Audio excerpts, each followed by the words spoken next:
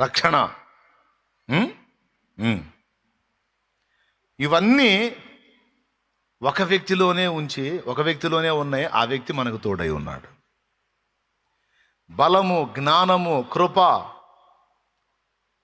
ఏమండి, క్షేమం,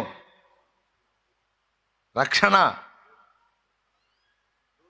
దూత, ఇవన్నీ ఈ 5 కలిపి ఒక దూతలో పెట్టి నీకు తోడుగా ఉంచాడు.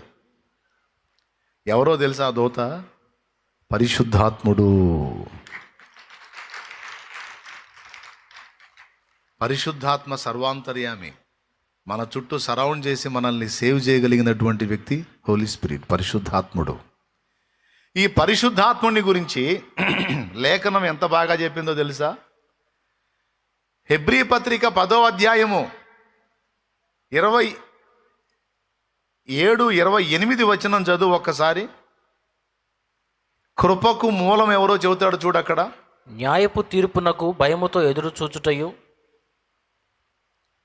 28 చూడు. కృపకు మూలమగు ఆత్మ. ఆ ఒక్కటి రౌండ్ చెయ్యి. 29వ వచనం రైట్.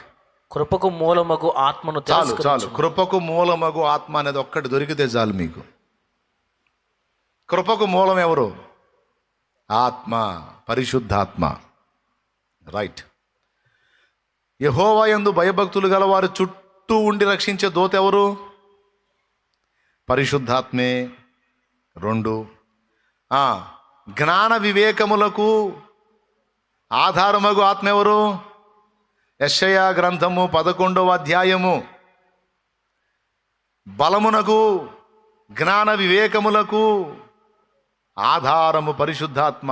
చూడు, యెహోవా ఆత్మ జ్ఞాన వివేకములకు ఆధారముగు ఆత్మ. అదుగదుగదుగో నీ చుట్టూ జ్ఞానాన్ని పెట్టాడు అన్నాను. జ్ఞానానికి ఆధారం ఎవరు? రాసుకో వరుసగా. జ్ఞానానికి ఆధారము పరిశుద్ధాత్మ. బలమునకు ఆధారముగు ఆత్మ పరిశుద్ధాత్మ. ఏమండి? కృపకు మూలము పరిశుద్ధాత్మ.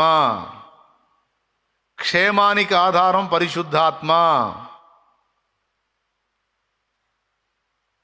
మనకు నియమించబడిన వాటన్నిటికీ ఆధారము, రక్షణకు ఆధారం కూడా.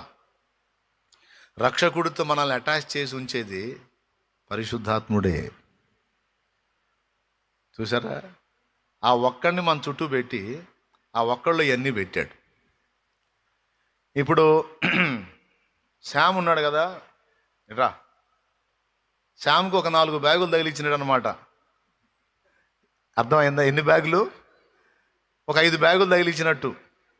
ఒక బ్యాగులోనేమో ఇదిగో ఈయన పరిశుద్ధాత్ముడు అనుకోండి, పరిశుద్ధాత్మ పోలికగా చెబుతుంది. పరిశుద్ధాత్ముడు అనుకోండి, మొత్తం 5 బ్యాగులు ఉంటాయి. ఓ బ్యాగులోనేమో కృప ఉంటుంది. ఎవరికో తెలుసా? మనకీయటానికే. ఓ బ్యాగులోనేమో బలం ఉంటుంది. ఒక బ్యాగులోనేమో జ్ఞానం ఉంటుంది. ఒక బ్యాగులోనేమో క్షేమం ఉంటుంది. ఒక బ్యాగులోనేమో రక్షణ ఉంటుంది. అంతేకాదు, ఒక బ్యాగులోనేమో తెలివి, వివేకం కూడా ఉంటాయి. ఇవన్నీ 5-6 బ్యాగులు తగిలించుకొని మనం ఎటుపోతే అటు వచ్చినట్టు అన్నమాట. ఎవరు? శ్యామ, పరిశుద్ధాత్మ. దేవునికి స్తోత్రం కలుగును గాక. థ్యాంక్ యూ నాన్న. ఇప్పుడు మీకు ఐడియా వచ్చిందా? ఇవన్నీ ఎవరు కలిగి ఉంటారు? పరిశుద్ధాత్మ. ఆయన ఎవరితో ఉంటాడు? మా నాయకుడవు, మా నావికుడవు, మా బోధకుడవు, మా స్నేహితుడవు, మా నావికుడవు, నాయకుడవు, మా బోధకుడవు, మా స్నేహితుడవు. రండి రండి రండి రండి పరిశుద్ధాత్ముడా. రండి రండి రండి రండి పరిశుద్ధాత్ముడా. జ్ఞానం అనగానే ఒక లోక జ్ఞానమే కాదు సోదరా. దేవుణ్ణి గూర్చిన జ్ఞానం ఈరోజు నీకు నాకు అందుతుందంటే ఆ జ్ఞానాన్ని మనకి ఇచ్చిన వాడు ఎవరో తెలుసా? దేవుని గురించి ఏవైనా కొన్ని సంగతులు నీకు తెలిసినాయంటే దేవుని గూర్చిన ఆ జ్ఞానాన్ని నీకు నాకు ఇచ్చినవాడు కూడా పరిశుద్ధాత్ముడే. ఆయన బయలుపరచకపోతే మనకేం బైబిల్ అర్థం కాదట. బైబిల్ కాస్త కూస్త అర్థమై మనం విశ్వాస యాత్రలో సాగుతున్నామంటే ఆ దేవుని గూర్చిన జ్ఞానాన్ని మనకిచ్చిన వాడు పరిశుద్ధాత్మ. కుటుంబాన్ని కట్టడానికి జ్ఞానాన్ని ఇచ్చేవాడు ఆయన్నే. సమాజంలో బ్రతకడానికి జ్ఞానం ఇచ్చేవాడు ఆయన్నే. శుభప్రదమైన నిరీక్షణతో ప్రభు రాక కొరకు ఎదురు చూసేటట్లు మనల్ని విశ్వాస యాత్రలో నిలిపేవాడు ఆయనే. ఎవరాయన? మనకు అనుగ్రహించబడిన ఆదరణకర్త. యోహాను సువార్త 14వ అధ్యాయము 16వ వచనం నుంచి.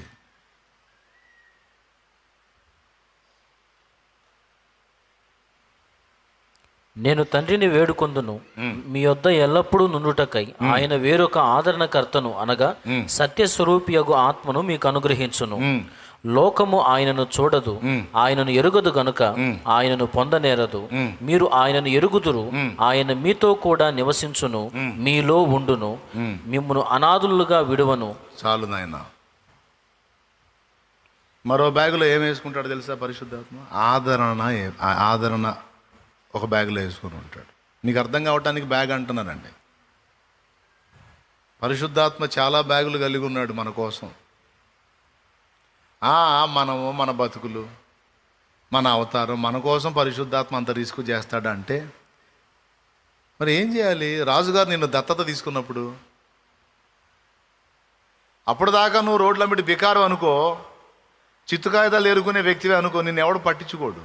సడన్గా రాజుగారు రథమాపి నిన్ను తీసుకెళ్ళి ఆ చిత్తుకాయతాల వ్యవహారం అంతా పక్కన పెట్టేసి శుభ్రం చేసేసి నిన్ను క్లీన్ చేసి నీ వస్త్రాలు మార్చి దత్తత స్వీకార మహోత్సవం పెట్టి అందరి ఎదుట ఇక నిన్ను కుమారుడుగా కుమార్తెగా దత్తత తీసుకున్నాడు అనుకో.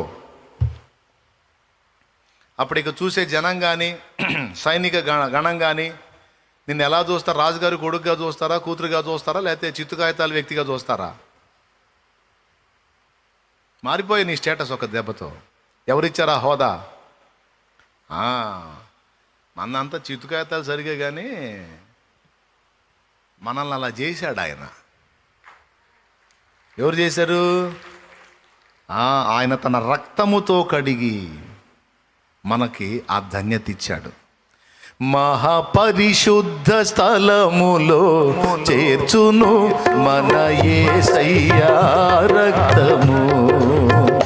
మహాపరిశుద్ధ స్థలములో చేర్చును మన యేసయ్యా రక్తము. మన ప్రధాన యాజకుడు మన కంటే ముందుగా వెళ్ళెను. మన ప్రధాన యాజకుడు మన కంటే ముందుగా వెళ్ళెను. యేసు రక్తము రక్తము రక్తము, యేసు రక్తము రక్తము రక్తము, అమూల్యమైన రక్తము, నిష్కలంకమైన రక్తము.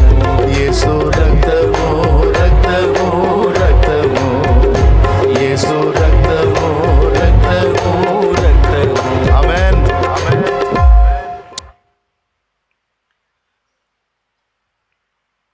ఏమండి, చివరిగా చెప్తున్నా, నీకు కావలసిన ఆరోగ్యము స్వస్థతను కూడా ఆయన తన యొద్ద కలిగి ఉన్నాడు. ఆరోగ్యమును స్వస్థతను కూడా తన యొద్ద కలిగి ఉన్నాడు. స్తోత్రం. 6 అయినాయా బ్యాగులు? ఫస్ట్ బ్యాగులో ఏమని చెప్పండి? బలం, రైట్.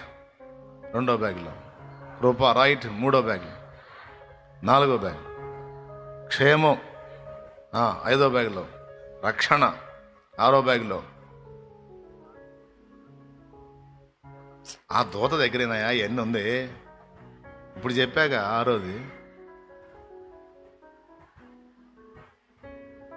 ఆదరణ. 6 అయినాయా? స్వస్థత అన్నాను, ఇది కూడా ఆయన దగ్గర ఉంది.